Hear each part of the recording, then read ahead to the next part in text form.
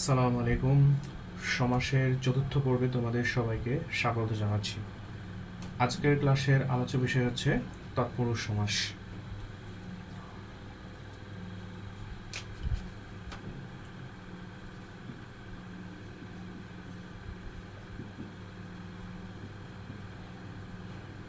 তো আমরা প্রথম ক্লাসে তৎপুরুষ সমাসের প্রধান বৈশিষ্ট্য পড়ছিলাম যে এর ক্ষেত্রে কোন পদের প্রাধান্য বেশি হবে। তৎপুরুষ সমাসের ক্ষেত্রে পরপদের প্রাধান্য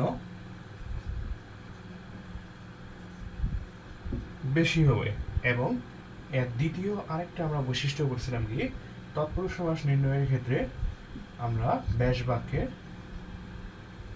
বিভক্তির ব্যবহার পাবো, অর্থাৎ বিভক্তির ব্যবহার হবে। যেমন আমরা বলছিলাম কি, রাজপুত্র, এটা একটা সমস্ত পদ। রাজপুত্র সমস্ত পদ। তো এর ব্যাস বাক্য যদি একটু আমরা খেয়াল করি, এর ব্যাস বাক্য কি হবে? রাজপুত্রের ব্যাস বাক্য হবে রাজার পুত্র। কি হবে? রাজার পুত্র। তো খেয়াল করে দেখি, এখানে ব্যাস বাক্যের ক্ষেত্রে রাজপুত্র, রাজার পুত্র, র একটা কি ষষ্ঠী বিভক্তি।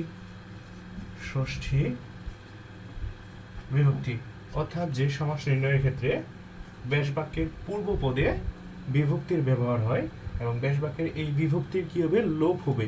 লোপ হওয়ার পরে যে সমাস হবে, এই সমাসের নাম কি? তৎপুরুষ সমাস।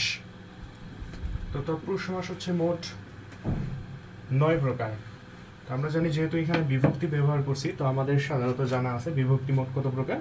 বিভক্তি মোট 7 প্রকার, তথা প্রথমা বিভক্তি, দ্বিতীয় বিভক্তি, তৃতীয় বিভক্তি, চতুর্থ বিভক্তি, পঞ্চমী বিভক্তি, ষষ্ঠী বিভক্তি এবং সপ্তমী বিভক্তি। তো তৎপুরুষ সমাসের ক্ষেত্রে আমরা সাধারণত প্রথমা বিভক্তি বাদ দিয়ে বাকি 6টা বিভক্তি ব্যবহার করি। যেমন দ্বিতীয় বিভক্তি, তৃতীয় বিভক্তি থেকে সপ্তমী বিভক্তি পর্যন্ত আমরা ব্যবহার করে থাকি। তো সপ্তমী বিভক্তি পর্যন্ত দ্বিতীয় থেকে সপ্তমী মানে মোট 6টা এখানে সমাস, তথা দ্বিতীয় তৎপুরুষ সমাস, তৃতীয় তৎপুরুষ সমাস, চতুর্থী তৎপুরুষ সমাস, পঞ্চমী তৎপুরুষ সমাস, ষষ্ঠী তৎপুরুষ সমাস ও সপ্তমী তৎপুরুষ সমাস। আর বাকি 3টা হচ্ছে নয় তৎপুরুষ সমাস, অলোপ তৎপুরুষ সমাস আর উপপদ তৎপুরুষ সমাস। সমাস এই হচ্ছে মোট 9 প্রকার। তো আমরা একটু এদের প্রকারভেদে চলে যাই। তবে মনে রাখতে হবে সবগুলো প্রকারভেদের প্রধান বৈশিষ্ট্য কি? পরপদের প্রাধান্য বেশি হবে। কোন পদের? পরপদের। পরপদের প্রাধান্যটা বেশি হবে বা গুরুত্বটা বেশি হবে। তো তৎপুরুষ সমাসের প্রথম বৈশিষ্ট্য আমরা চলে যাই। এর প্রথম প্রকারভেদে আছে কি? দ্বিতীয়া তৎপুরুষ সমাস। তো দ্বিতীয় তৎপুরুষ সমাসের ক্ষেত্রে প্রথমে মনে রাখবা এর ব্যাস বাক্যে কি কি হবে? দ্বিতীয় বিভক্তিগুলো বসবে। তো এর ক্ষেত্রে প্রধান বৈশিষ্ট্য কোনটা? প্রধান বৈশিষ্ট্য হচ্ছে পরপদের প্রাধান্য বেশি হবে এবং বিভক্তির ব্যবহার হবে। যেহেতু দ্বিতীয় তৎপুরুষ সমাস, তার মানে কোন বিভক্তি হবে? দ্বিতীয় বিভক্তি হবে। তাহলে বলতে পারি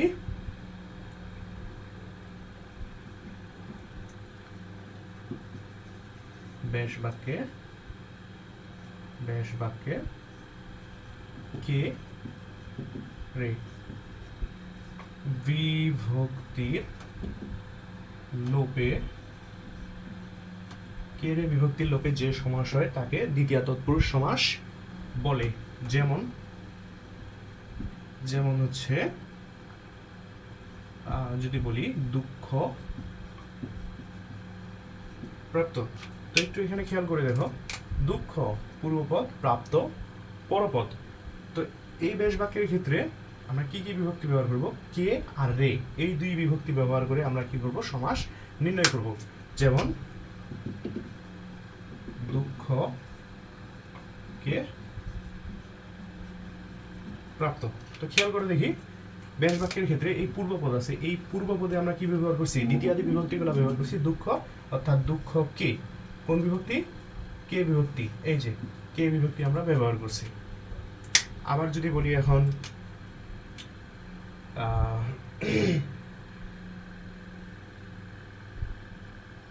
একটা বললাম কি? দুঃখ প্রাপ্ত।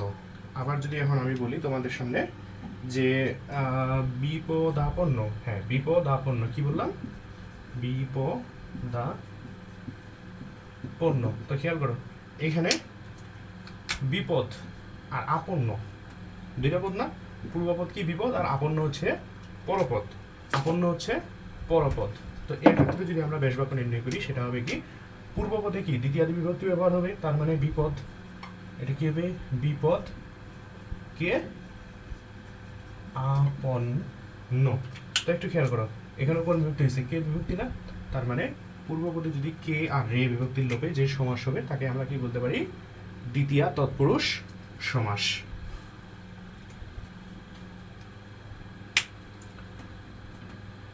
আচ্ছা থাক, মুছে না দিই, আরো কিছু এর ক্ষেত্রে মনে রাখার জন্য কিছু ক্লু আমরা ব্যবহার করি। সেটা হচ্ছে যদি পরপদে, কোন পদে, পরপদে যদি পণ্য প্রাপ্ত হয় তবে তা কি হবে দ্বিতীয়া তৎপুরুষ সমাসের অন্তর্ভুক্ত হবে। কি বললাম, পরপদে যদি পণ্য থাকে বা প্রাপ্ত থাকে, সাধারণত বেশিরভাগ ক্ষেত্রেই যদি পণ্য থাকে, পণ্য এই যেমন পরপদ, পরপদে না পণ্য আছে না, প্রাপ্ত, এই যে প্রাপ্ত কোন সমাস, কোন পদে, পরপদে, এই যে বলছি পরপদে, পরপদে যদি পণ্য প্রাপ্ত থাকে তাহলে সাধারণত এই সমাসগুলো কি হয় দ্বিতীয়া তৎপুরুষ সমাসের অন্তর্ভুক্ত হয়। আবার আরেকটা জিনিস আলাদাভাবে একটু মনে রাখবে এখন, যে পরপদে যদি সুখী অথবা দুঃখী হয় তবুও এই সমাসটা কার অন্তর্ভুক্ত হবে দ্বিতীয় তৎপুরুষ সমাসের অন্তর্ভুক্ত হবে। তবে এই ক্ষেত্রে শুধুমাত্র মনে রাখবা যদি পরপদে সুখী দুঃখী এই দুইটা উপস্থিত থাকে তাহলে এদের ব্যাস বাক্যে, এদের কিছু এদের ব্যাস বাক্যে ব্যাপিয়া দিয়ে নির্ণয় করতে হবে। যেমন এগুলা ক্ষেত্রে আমরা কি করছি কে রে এই দ্বিতীয় বিভক্তি দিয়ে ব্যাস বাক্য নির্ণয় করছি, কিন্তু যদি পরপদে সুখী দুঃখী থাকে তাহলে এগুলার ক্ষেত্রে বা এই সমাসগুলোর ক্ষেত্রে আমরা ব্যাস বাক্য কি দিয়ে নির্ণয় করব, কে রে এর জায়গায় ব্যাপিয়া ব্যবহার করব। যেমন আমি যদি বলি চির সুখী, তো খেয়াল করে দেখি এখানে চির পূর্বপদ, সুখী এটা পরপদ না, পরপদ এটা হচ্ছে পূর্বপদ, এটা পরপদ।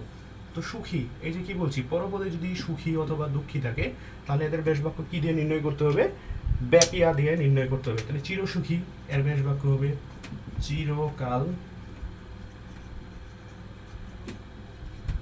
ব্যাপিয়া সুখী। আবার যদি এখন আমি বলি চির দুঃখী তাহলে এর ক্ষেত্রে কি হবে চিরকাল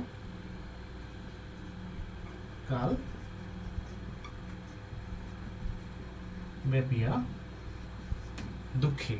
এই হচ্ছে আমাদের দ্বিতীয় তৎপুরুষ সমাস। তো এর ক্ষেত্রে তোমাদের আবার আমি একটু ক্লাসটা রিভিউ করি। সেটা হচ্ছে ব্যাস বাক্যে যদি কে রে বিভক্তির লোপ হয় তাহলে সেটা কোন সমাসের অন্তর্ভুক্ত হবে, দ্বিতীয় তৎপুরুষ সমাসের অন্তর্ভুক্ত হবে। যেমন দুঃখ প্রাপ্ত, এখানে কি পূর্বপদ, পূর্বপদে কি বসছে দ্বিতীয় বিভক্তি বসছে দুঃখকে প্রাপ্ত, আবার বিপদ আপন্ন, বিপদকে আপন্ন, অর্থাৎ পূর্বপদে কোন বিভক্তি বসছে দ্বিতীয়াদি বিভক্তি। এবং ব্যাস বাক্যে এই দ্বিতীয়াদি বিভক্তির লোপ হয়ে যে সমাস হয় এই সমাসটাকে আমরা বলি দ্বিতীয় তৎপুরুষ সমাস। আবার দ্বিতীয় তৎপুরুষ সমাস চিনার জন্য কিছু ক্লু আছে, সেই ক্লুগুলো কি, যদি পরপদে পণ্য থাকে প্রাপ্ত থাকে তাহলে এটা কোন সমাস হবে, অবশ্যই দ্বিতীয় তৎপুরুষ সমাস হবে। আবার যদি পরপদে সুখী দুঃখী থাকে তাহলেও এটা দ্বিতীয় তৎপুরুষ সমাসের অন্তর্ভুক্ত হবে। তবে মনে রাখতে হবে যে যদি পরপদে সুখী দুঃখী হয় তাহলে এদের ব্যাস বাক্যে কে রে ব্যবহার করা যাবে না, তখন কি ব্যবহার করতে হবে, ব্যাপিয়া ব্যবহার করতে হবে। যেমন চির সুখী চিরকাল ব্যাপিয়া সুখী।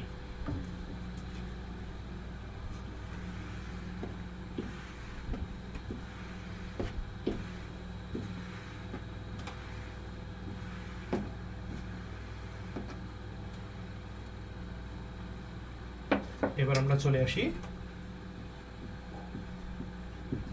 তৃতীয় তৎপুরুষ সমাস। তো তৃতীয় তৎপুরুষ সমাসে এর ক্ষেত্রেও প্রথম কথা ব্যাস বাক্যে কোন কোন বিভক্তি হবে, ব্যাস বাক্যে তৃতীয়াদি বিভক্তি হবে, তথা তৃতীয় বিভক্তি কি কি, দ্বারা, দিয়া, কর্তৃক। এই দ্বারা দিয়া কর্তৃক তৃতীয়াদি বিভক্তির লোপে যে সমাস হবে সেই সমাসটাকে কি বলবো তৃতীয় তৎপুরুষ সমাস বলবো। এটাকে চেনার জন্য বা তৃতীয় তৎপুরুষ সমাস হবে কিনা এটাকে চেনার জন্য সব থেকে ভ্যালুয়েবল, সব থেকে গুরুত্বপূর্ণ ক্লু আমার কাছে মনে হয় যে তোমরা এটা মনে রাখবা, এর সমস্ত পদ, অর্থাৎ সমস্ত পদ কাজ করা বোঝাবে, অর্থাৎ ক্রিয়াবাচক বোঝাবে। কি বোঝাবে? ক্রিয়াবাচক বা কাজ করা বোঝাবে। যদি সমস্ত পদটা কাজ করা বোঝায়, কাজ নির্দেশ করে, তাহলে সেটা কি হবে? তৃতীয় তৎপুরুষ সমাসের অন্তর্ভুক্ত হবে। যেমন এখন যদি আমি বলি যে ঢেকি ছাটা, তো খেয়াল করে দেখি ঢেকি ছাটা এটা একটা কাজ করা বোঝাচ্ছে না? যেহেতু এটা কাজ করা বোঝাচ্ছে, অতএব নিঃসন্দেহে কোনো ধরনের টেনশন ছাড়াই আমরা বলতে পারি যে যেহেতু এটা কাজ করা, অর্থাৎ এই সমস্ত পদটা কি করা বোঝাচ্ছে? কাজ করা বোঝাচ্ছে। তার মানে এটা নিঃসন্দেহে কোন সমাসের অন্তর্ভুক্ত হবে? তৃতীয় তৎপুরুষ সমাসের অন্তর্ভুক্ত হবে। এর বেশ বাক্য হচ্ছে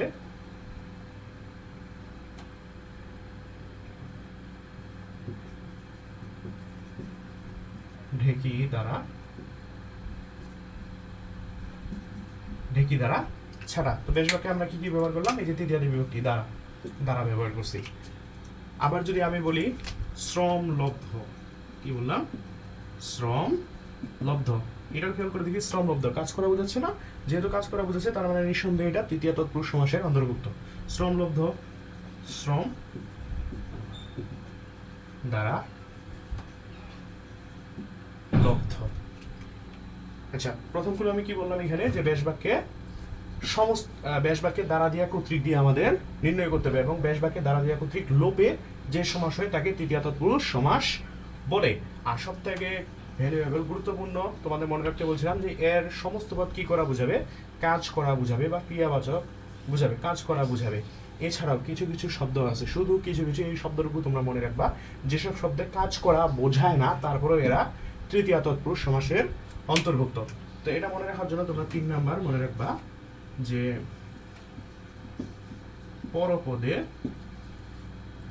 যদি উন, হীন,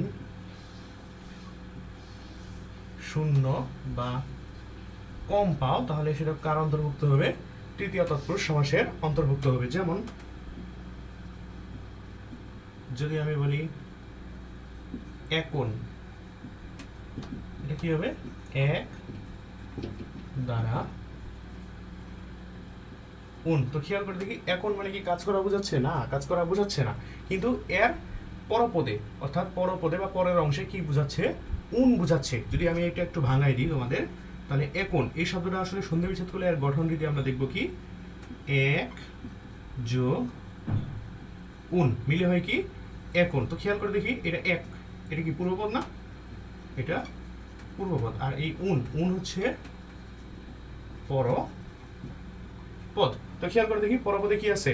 আমাদের শর্ত অনুযায়ী এখনের মধ্যে পরপদে কি উন আছে না? এই যে উন, এই উন আছে। যদি উন থাকে তাহলে এটা কি হবে? তৃতীয় তৎপুরুষ সমাসের অন্তর্ভুক্ত হবে। তো এর বেশ বাক্য কি? এক দ্বারা উন। এই যে দ্বারা দিয়া কর্তৃক তৃতীয়া বিভক্তিগুলো আমরা ব্যবহার করব, দ্বারা দিয়া কর্তৃক ব্যবহার করব। এবার যদি আমি বলি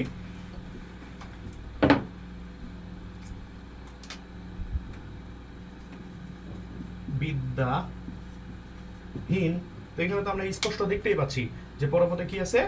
হীন আছে। তো যেহেতু হীন আছে, তার মানে নিঃসন্দেহে এটা কার অন্তর্ভুক্ত হবে? তৃতীয় তৎপুরুষ সমাসের অন্তর্ভুক্ত হবে। এর বেশ বাক্য বিদ্যা দ্বারা হীন। আবার যদি আমি বলি যে জ্ঞান শূন্য,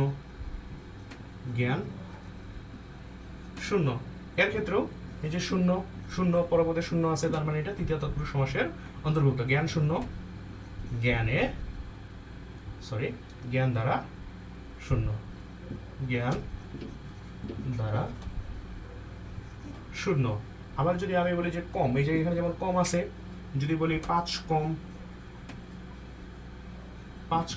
তার মানে কি পরপদে কি আছে? কম আছে। এই যে কম আছে, যেহেতু কম আছে, তার মানে এটা আমাদের কি দিয়ে নির্ণয় করবে? তৃতীয় তৎপুরুষ সমাসের অন্তর্ভুক্ত হবে। এবং এদের নির্ণয় বা বেশ বাকি কি কি ব্যবহার করতে হবে? দ্বারা দিয়া অথবা কর্তৃক ব্যবহার করতে হবে। তো 5 কম কি হবে? 5 দ্বারা কম। তো তৃতীয় তৎপুরুষ সমাসের ভিতরে আর কি যা যা ইনফরমেশন ছিল, যেগুলো তোমাদের প্রয়োজন, আমি সেটুকু খুব ছোট আকারে তোমাদের সামনে তুলে ধরার চেষ্টা করছি। তো এইটুকু তোমরা পারলে সবকিছুই নোট করে নেবা।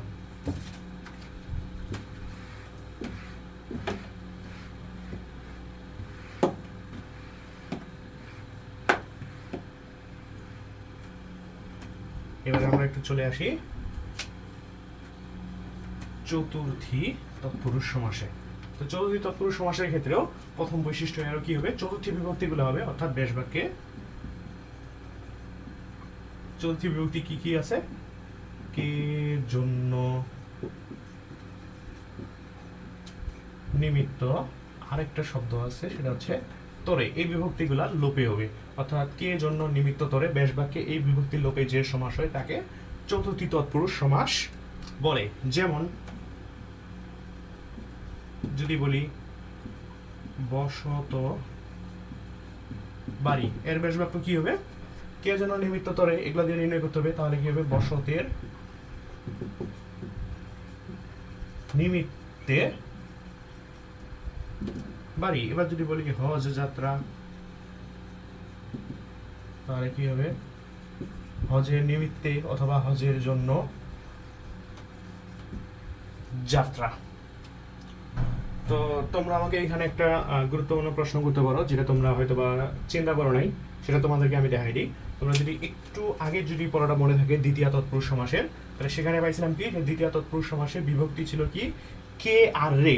আবার দেখতেছি আমরা চতুর্থী তৎপুরুষ সমাসেও বিভক্তি আছে কি, কে আছে। তাহলে দ্বিতীয়তেও কে আছে, চতুর্থীতেও কে আছে। এখন আমাদের মধ্যে একটু গন্ডগোল বা পেচ লাগে যাবে না, যে আসলে কে বিভক্তিটা আমরা কার ক্ষেত্রে ব্যবহার করব, চতুর্থী নাকি দ্বিতীয়া, দ্বিতীয়া নাকি চতুর্থী। তো তোমাদের এইটুকু যেন কনফিউশন না লাগে, সেজন্য তোমাদের কাছে আমি এইটুকু ভাঙাই দিচ্ছি। সব সময়ের জন্য তোমরা মনে রাখবা যে যদি সমস্ত পদ দান অথবা ভক্তি করা বোঝায়, দান অথবা ভক্তি করা বোঝায়, তবেই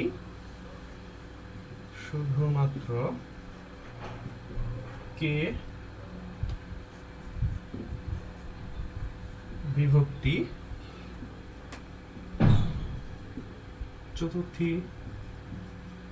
তৎপুরুষ হবে।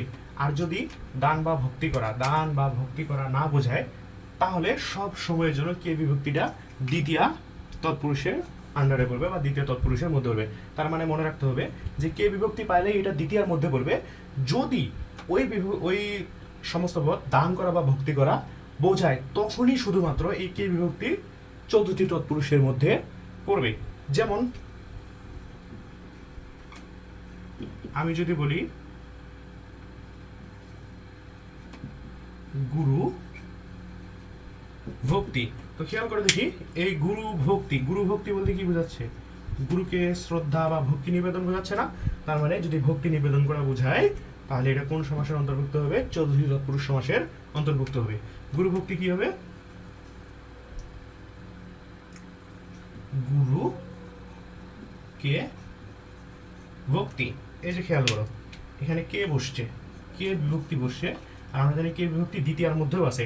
কিন্তু এই গুরু ভক্তি বলতে আমরা কি বোঝাচ্ছি, এখানে ভক্তি করা বোঝাচ্ছে। যেহেতু দান বা ভক্তি করা বোঝায়, তাহলে কে বিভক্তি সবসময় কার মধ্যে পড়বে, চতুর্থী তৎপুরুষের মধ্যে পড়বে। অন্যথায় কার মধ্যে পড়বে, দ্বিতীয় তৎপুরুষের মধ্যে পড়বে। যেমন আমরা একটু আগে পড়ছিলাম যে বিপদ আপন্ন, তাহলে বিপদ কে আপন্ন, ওইখানেও কিন্তু কে আছে, ওই কের মধ্যে বিপদ আপন্নর মধ্যে দান করা বা ভক্তি করা কোনো কিছুই বোঝাচ্ছে না, যার কারণে বিপদ আপন্ন দ্বিতীয় তৎপুরুষের মধ্যে পড়বে।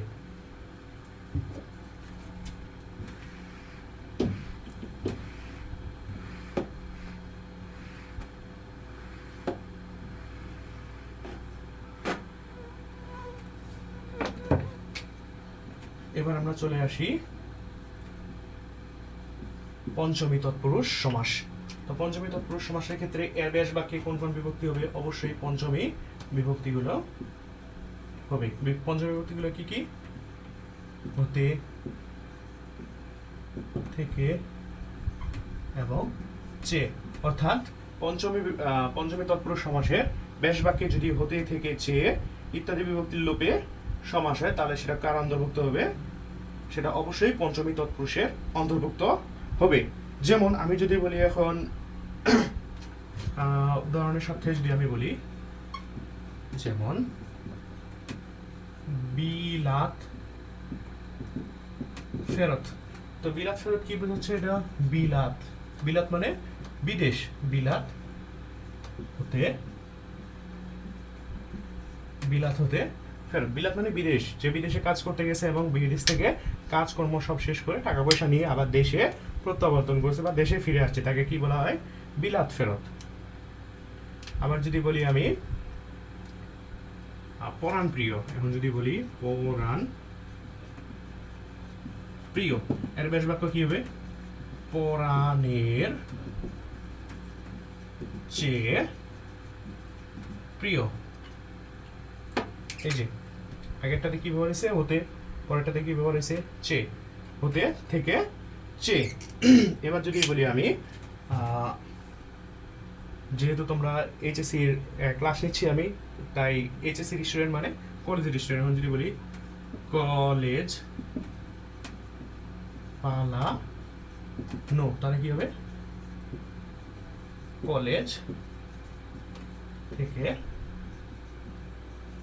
পালা নো। অর্থাৎ যে সমাসের ব্যাস বাক্যে হতে থেকে চেয়ে এই বিভক্তিগুলোর লোপে সমস্ত পদ হবে বা সমস্ত পদ নির্ণয় হবে, সেই সমাসটাকে আমরা কি বলতে পারি? পঞ্চমী তৎপুরুষ সমাস।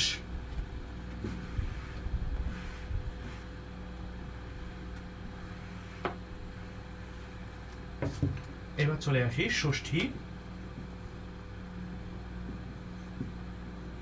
তৎপুরুষ সমাস। তো ষষ্ঠী তৎপুরুষ সমাসের ক্ষেত্রে এর প্রথম বৈশিষ্ট্য, ব্যাস বাক্যে কোন কোন বিভক্তির লোপ হবে? ষষ্ঠী বিভক্তির লোপ হবে। অর্থাৎ ষষ্ঠী বিভক্তি হচ্ছে র আর এর। যদি এই র এর বিভক্তির লোপে যে সমাস হবে তাকে কি বলা হবে? ষষ্ঠী তৎপুরুষ সমাস। যেমন যদি বলি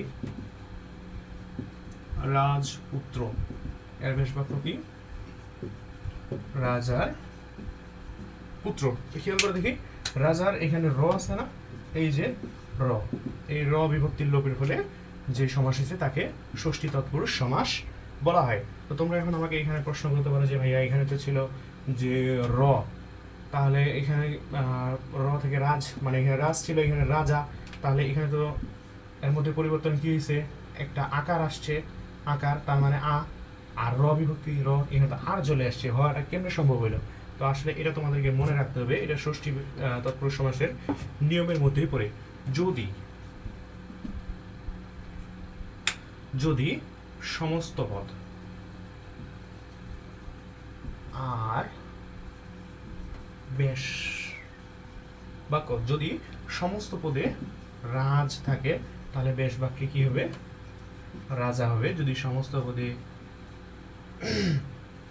পিতৃ থাকে তাহলে বেশ বাক্যে হবে পিতা। যদি সমস্ত পদে থাকে মাতৃ,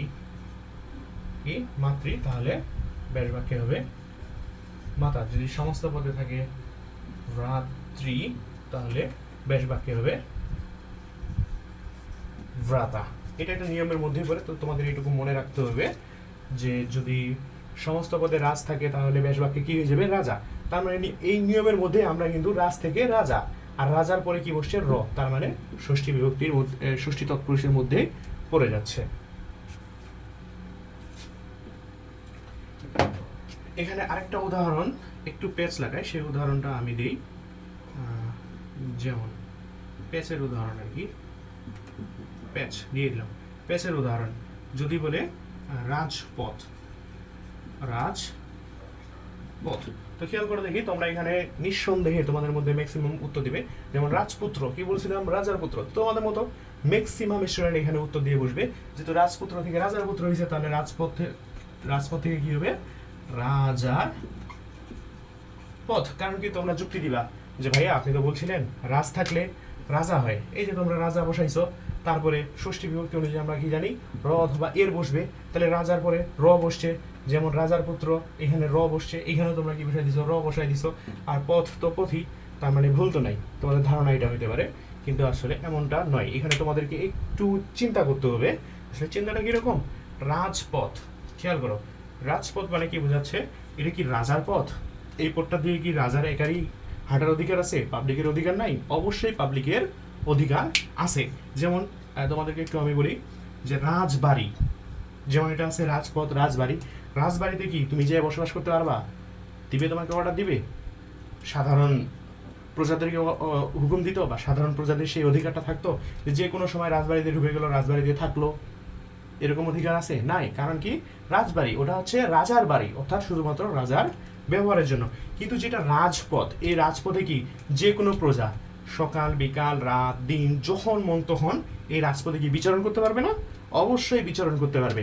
তার মানে এটা শুধুমাত্র রাজার একারই পথ নয়, এই জন্য রাজার পথ হবে না, এটা হবে পথের রাজা। আর এখানে খেয়াল করো এই যে র অর্থাৎ ষষ্ঠী বিভক্তি। আশা করি ষষ্ঠী বিভক্তিটা তোমাদের কাছে পুরোপুরিভাবে ক্লিয়ার হয়ে গেছে।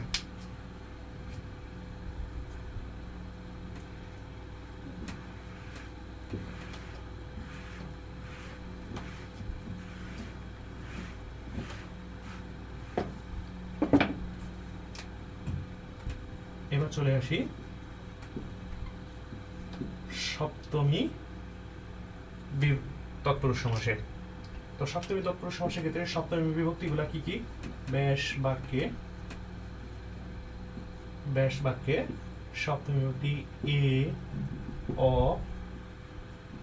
তে, এই বিভক্তির লোপে যে সমাস হয় তাকে সপ্তমী তৎপুরুষ সমাস বলে। যেমন যদি এখন আমি বলি গাছ পাকা, কি হবে? গাছে পাকা। গাছ পাকা কি হবে? গাছে পাকা। তো খেয়াল করে দেখি, গাছ এখানে কি হয়েছে? এ বুঝছে, এ মানে কিন্তু এ বোঝায়, একার মানেই এ বোঝায়, এটা হচ্ছে সংক্ষিপ্ত রূপ। তো এই একার মানেই এ বোঝায়, অর্থাৎ এখানে কি এর ব্যবহার হয়েছে না? অবশ্যই হয়েছে। তার মানে গাছ পাকা থেকে কি হবে? গাছে পাকা। এবার যদি বলি আমি দিবানিদ্র, দিবা নিদ্র, তো কি হবে এটা? দিবায় নিদ্র। তো খেয়াল করে দেখি এখানে দিবা ও আছে না? ও, অর্থাৎ যে তৎপুরুষ সমাসের ক্ষেত্রে এ ও তে বা সপ্তমী বিভক্তির লোপে যে সমাস গঠিত হয় তাকে কি বলা হবে? সপ্তমী তৎপুরুষ সমাস বলা হয়।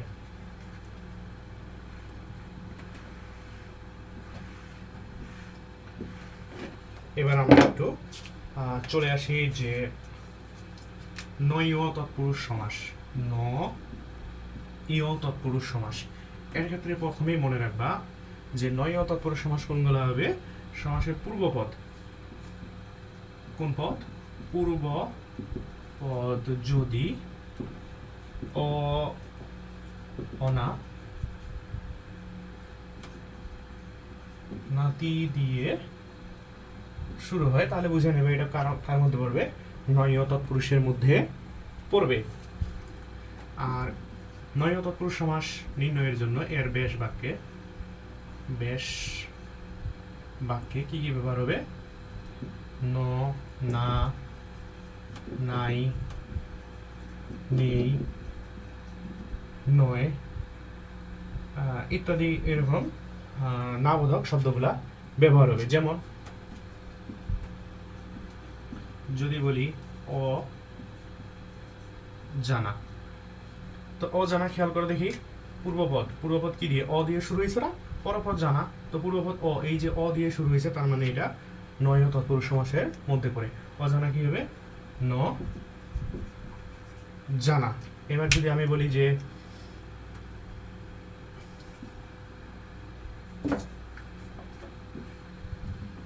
অনাচার, যদি বলি অনাচার, এটা কি হবে? ন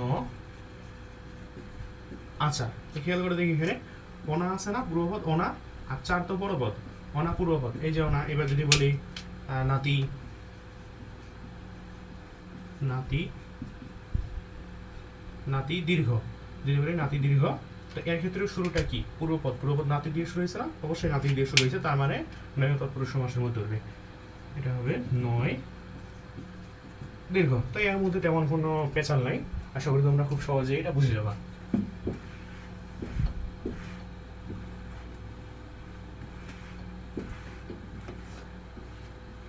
এবার আমরা একটু চলে আসি অলুক তৎপুরুষ সমাসে। অলুক তৎপুরুষ সমাসে, তো অলুক তৎপুরুষ সমাসের ক্ষেত্রে আমি ম্যাক্সিমাম জায়গায় সংজ্ঞা আসলে দেখছি কি, যে তৎপুরুষ সমাসে দ্বিতীয়াদি বিভক্তির লোপ হয় না তাকে অলুক তৎপুরুষ সমাস বলে। কিন্তু আমার চোখে এই সংজ্ঞাটা সম্পূর্ণ পরিমাণে ভুল একটা সংজ্ঞা। কেন ভুল সংজ্ঞা? কারণ আমি তোমাকে প্রথমে যদি উদাহরণ দিই, এখনই তোমরা বুঝতে পারবা যে এটা আসলে কেন ভুল। আমি যদি তোমাদের এখনই উদাহরণ দিই যে কলের গান, কলের গানের বেশ বাক্য কিন্তু কলের গানই হবে। তো এখানে দেখো দেখি কলের গান, কলের ভিতরে এখানে র আছে না, আর এই র আমরা কি জানি? ষষ্ঠী বিভক্তি। রটাকে কি জানি? ষষ্ঠী বিভক্তি। যেহেতু ষষ্ঠী বিভক্তির লোপ হয় নাই, তাহলে এটা কি অলুক ষষ্ঠী বলা যায় না? যেহেতু ষষ্ঠী বিভক্তির লোপ হয় নাই, তাহলে অলুক ষষ্ঠী তৎপুরুষ সমাস। কিন্তু আমরা কি বললাম? অলুক তৎপুরুষ সমাস যদি বলি, তাহলে এখানে ষষ্ঠী বিভক্তি ব্যবহার হলো। আবার যদি বলি এবার আমি গরুর গাড়ি, কি বললাম? গরুর গাড়ি। গরুর গাড়ি থেকে দেখো দেখি এখানে কি গরুর গাড়ি হবে না? গরুর গাড়ি হবে। এখানে কি আছে? র, অর্থাৎ ষষ্ঠী তৎপুরুষ সমাসেই রয়ে গেছে। এবার এটা তো ষষ্ঠীর মধ্যেই পড়ে যাচ্ছে। এবার যদি বলি আমি গায়ে পড়া, কি বললাম? গায়ে পড়া। তো গায়ে পড়া এটা কি আমার হবে? ঘুরে ফিরে গায়ে পড়াই হবে। তো গায়ে এখানে কি এ আছে না? এ কার? তার মানে এ। এই এ কি ছিল? সপ্তমী তৎপুরুষ সমাস ছিল না? অবশ্যই সপ্তমী তৎপুরুষ সমাস ছিল।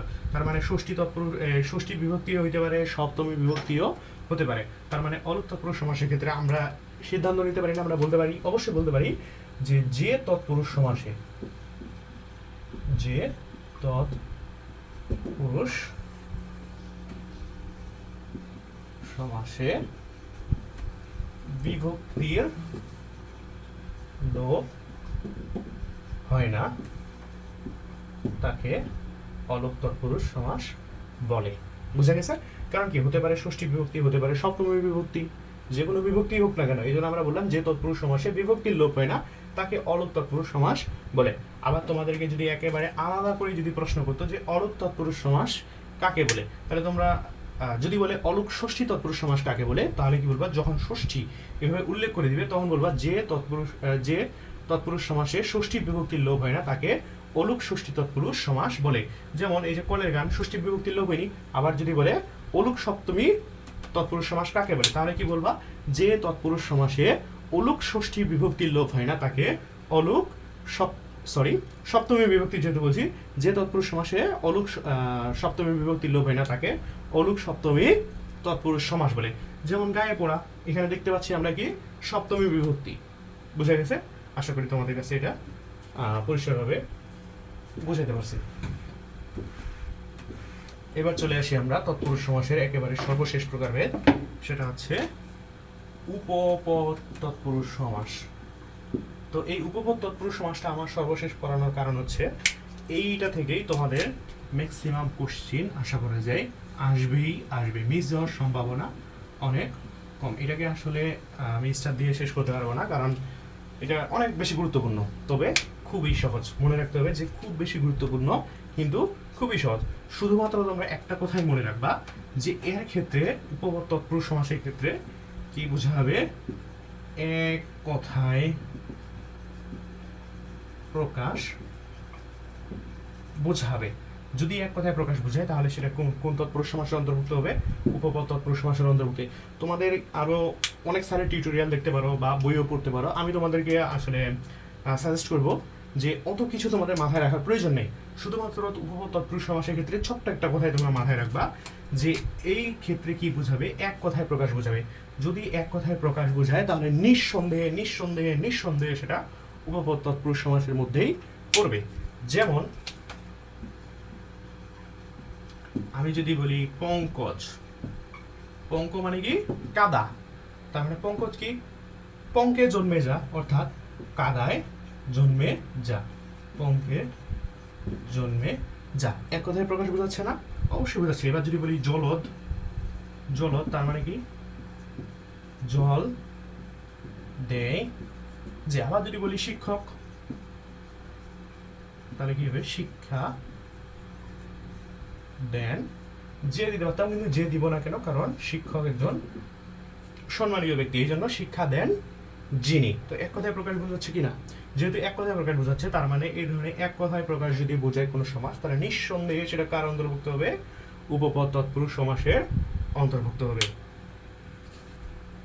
তো সমাসের ভিতরে তৎপুরুষ এই অংশটা বা সমাসের 6 প্রকারের ভিতরে তৎপুরুষের ক্লাসিফিকেশন, শ্রেণী বিন্যাস বা এটা হচ্ছে মোট 9 প্রকার। এর প্রকারভেদ হচ্ছে 9টা। অনেক বড়, এই জন্য হয়তো বা ক্লাসের লেন্থ, দৈর্ঘ্যটাও অনেক বড় হয়ে গেছে। তোমরা পারলে একটু যারা খুব দ্রুত বুঝে ফেলতে পারো বা যাদের করা আছে, তোমরা একটু স্পিড বাড়িয়ে দিয়ে দেখবা। আর অবশ্যই যদি আমার ভিডিও ভালো লাগে থাকে, তাহলে পরবর্তী ভিডিও দেখার জন্য চ্যানেলটাকে অবশ্যই সাবস্ক্রাইব করে রাখবা এবং পাশে রাখবা। আর তোমাদের পরিচিত বন্ধুবান্ধব যারা এসএসসিতে পড়াশোনা করতেছে বা এইচএসসিতে যারা আছে, ছোটরাও আসলে এই ক্লাসটা করতে পারবে এবং বড়রাও এই ক্লাসটা করতে পারবে, কারণ এই ক্লাসগুলো কি হচ্ছে? তত্ত্বীয় অংশ নিয়ে আলোচনা করা হচ্ছে। তো যে কারোর জন্য আশা করি ক্লাসটা উপকার বয়ে আনবে। তো তোমাদের কাছে আমার আসলে অনুরোধ থাকবে, যেহেতু আমি একজন নতুন একজন চ্যানেল খুলছি, তো আমার চ্যানেলটিকে তোমরা সবাই সাবস্ক্রাইব করবা এবং তোমাদের বন্ধুবান্ধব অথবা ছোট ভাই বোন বা তোমাদের বড় সবার সাথেই শেয়ার করবা এবং তাদেরকেও সাবস্ক্রাইব করে দিতে বলবা। আজকের মতো ক্লাস এখানেই শেষ করছি। আল্লাহ হাফেজ, আসসালামু আলাইকুম।